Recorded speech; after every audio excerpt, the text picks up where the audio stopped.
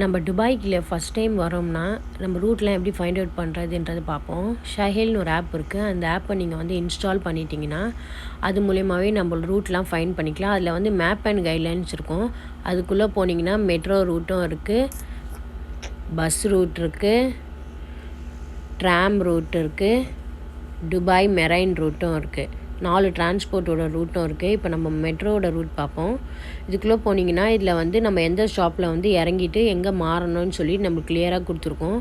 இதை பார்த்து கூட நம்ம ஃபைன் பண்ணிக்கலாம். அடுத்து பஸ் ரூட்லேயும் இருக்குது. இப்போ பஸ் நெட்வொர்க் மேப்குள்ளே போனீங்கன்னா அதுலேயும் தெரியும் எங்கேருந்து எங்கே நம்ம மாறி போகணுன்னு சொல்லிட்டு நம்ம அதில் ஃபைன் பண்ணிக்கலாம்.